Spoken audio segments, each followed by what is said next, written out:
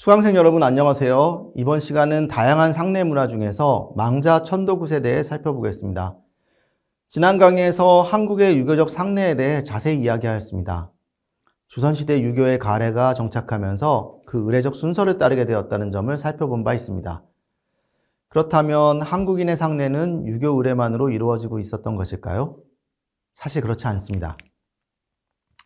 지난 시간에 상여에 사용된 상징물을 살펴본 것처럼 과거 한국인은 유교뿐 아니라 불교, 도교적인 세계관을 함께 가지고 있었습니다. 상내에서도 유교식 상내의 절차가 이루어지고 있는 동안 유교 외의 무속의례나 불교의례가 이루어지기도 합니다. 현대 많은 가정에서도 유교적 상내를 치른 후에 하는 49제가 대표적인 불교의례이며 무속의례는 그보다 더 복잡한 양상을 보입니다. 이번 시간은 유교적 의례로는 온전히 포착되지 않는 무속과 불교의 망자천도 의례와 그 문화에 대해 살펴보겠습니다. 보시는 그림은 안동대학교 이용분 교수님이 서울 지역 상내에서 유교적 의례를 진행할 때 그 중간에 무속 의례가 어떻게 이루어지는가를 표시한 것입니다. 우선 유교의 상장내가 죽음이 발생하여 1년의 의례를 행하고 집에서 망자를 모신 상여가 출발하는 발인을 거쳐 매장이 이루어지고 그 이후 3년상 후에 탈상이 이루어지는 흐름을 표시했습니다. 그 과정에서 이루어지는 무속의 의례는 6가지가 표시되어 있습니다. 이것을 먼저 설명하겠습니다. 우선 진부정은 무당이 자신의 신당에서 치르는 의례로 자신을 단골로 찾는 집에서 초상이 날 경우 무당이 자신이 모시는 신령님께 발생한 죽음을 구하는 의례가 됩니다. 이러한 첫 단계가 끝나면 무당은 관넉을 하게 됩니다. 이 의례는 발인 직전에 이루어지는데 망자가 이제 집을 떠나기에 앞서 망자가 하지 못했던 말을 가족에게 전해주는 의례입니다.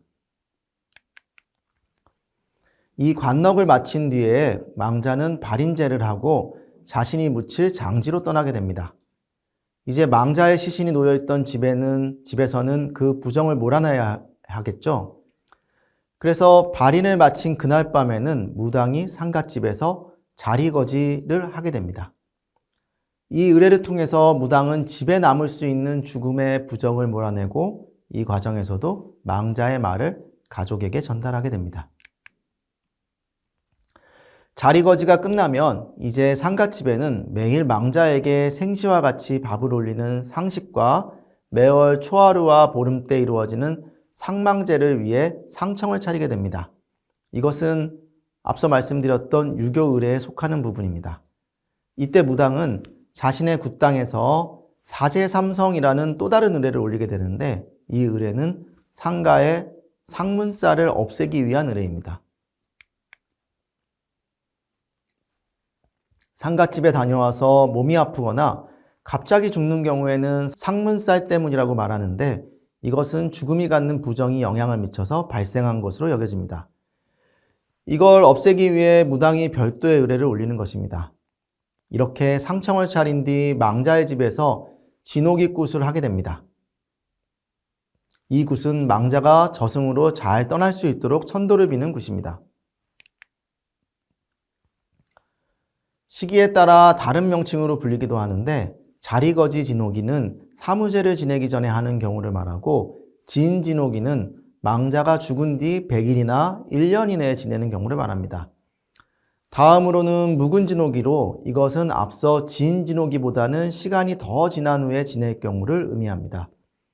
그리고 이러한 진옥이 굿 중에서도 규모가 가장 큰 굿은 세남굿이라고 부르기도 합니다. 앞서 유교 의례의 마지막은 탈상이라고 했죠. 이러한 의례와 별도로 무당이 이 시기에 하는 굿이 탈상굿입니다. 이처럼 무속 의례는 유교 의례와 별도로 이루어지는 것이 아니라 유교적인 상례가 이루어지는 중간에 별도의 의례로 연동되어 나타납니다. 물론 어떤 방식으로 유교적 상례와 무속의 의례가 뒤얽혀 있는가는 지역에 따라 때로는 집안에 따라 다르게 나타날 것입니다. 또 주작 아래에 기재된 유교적 예법대로만 상례를 하는 곳도 있었겠지만 망자천도를 나타내는 굿 역시 지역마다 다른 굿으로 불립니다. 앞서 살펴본 진호기 굿은 서울 경기 지역의 망자천도 굿입니다.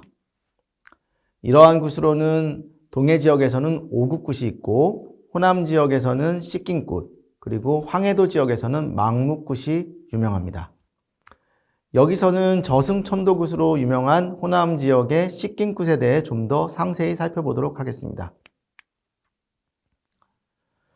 진도의 씻긴굿은 1980년 국가지정 중요 무형문화재로 지정되었는데 이 의뢰는 말 그대로 죽은 사람의 영혼을 종교적이며 상징적인 방법으로 씻겨줌으로써 저승으로 천도할 수 있도록 하는 무속 제의를 말합니다.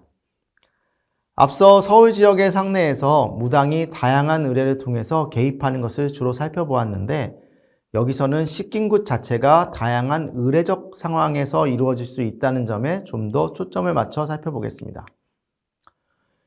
진도의 씻긴굿에는 다양한 상황에 대응하는 여러 가지 변형태를 포함하고 있습니다. 먼저 광머리 씻긴굿은 아직 출상하기 이전 소상집에서 이루어지는 씻긴굿을 말합니다. 관 앞에서 이루어지는 씻긴굿이라는 의미가 됩니다. 다음으로는 소상과 대상 때의 씻긴굿을 하기도 합니다. 앞서 진진호기굿이 100일 이전이나 1년 이전에 하는 것이라는 것과 달리 특정한 유교적 의례의 시점에 씻긴굿을 한다는 점에서 차이가 있습니다. 씻긴굿은 또한 상례 절차와 무관하게 망자의 저승천도를 위해 이루어질 수 있기 때문에 집안에 안 좋은 일이 발생하거나 비정상적인 죽음을 맞이한 망자를 위해 이루어지기도 합니다. 먼저 날바지 씻긴굿은 집안에 환자나 문제가 발생했을 때 올리는 굿입니다. 이런 경우에는 먼저 점쟁이를 통해 집안에 발생한 문제의 원인이 무엇인지 규명합니다. 전라남도 진도에서 점쟁이는 무당인 단골과는 다른 사람입니다.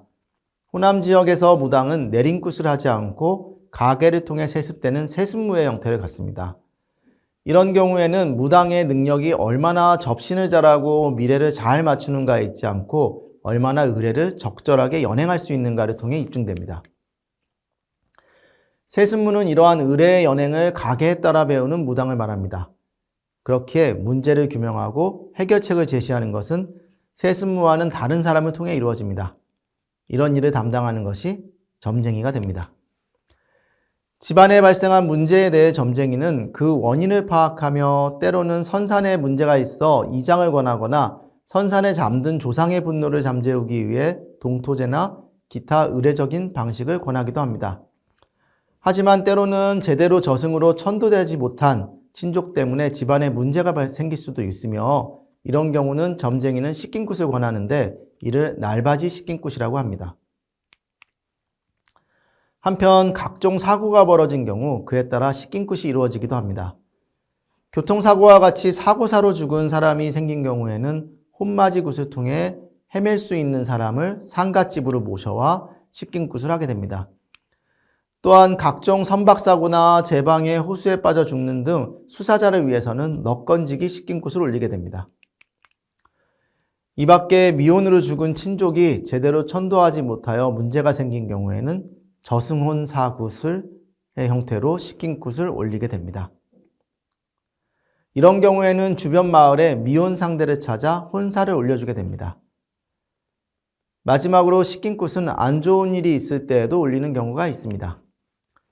영화굿의 경우가 그러한데 이 씻긴굿은 집안에 경사가 있어서 비를 세울 때 조상을 위해 올리는 굿이기 때문에 앞서 제시한 씻긴굿과는 차이가 있습니다. 지난 강의에서 조선 후기 주작 아래의 확산과 함께 정형화된 한국의 상장례 형식을 살펴보았다면 이번 강의에서는 상례에서 사용되는 다양한 상징물을 분석해 정형화된 의례 속에 담긴 한국적인 죽음관을 살펴볼 수 있었습니다. 한국인의 죽음관은 크게 유교적이라고 할 수 있지만 불교, 도교, 무속 등 다양한 종교적 상징물과 함께 표현되고 있다는 점을 확인할 수 있었습니다. 또한 유교적 상례가 진행되는 과정에서 혹은 유교적 상례와 함께 진행되는 다양한 무속 의례를 천도굿을 중심으로 살펴보았습니다.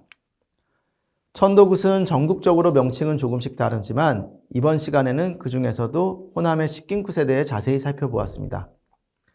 이렇게 보면 한국인의 의례와 신앙을 유교적 혹은 무속적, 불교적 어느 하나로 꼭 집어 말하기가 굉장히 어렵다는 것을 알 수 있습니다.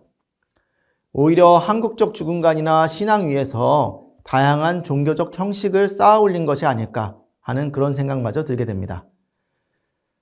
그런데 상내에는 주근간뿐 아니라 신분관계, 연령관계, 성별관계 등의 사회적 관계도 드러납니다.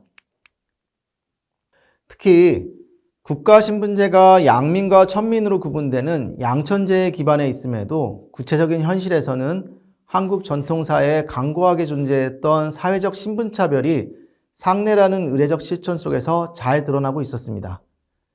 이번 강의는 세 번째 강의로 상장 내의 상징물이라는 주제로 살펴보았습니다. 다음 네 번째 강의에서는 상장 내 조직과 공동체 문화라는 주제로 강의를 이어가도록 하겠습니다. 감사합니다.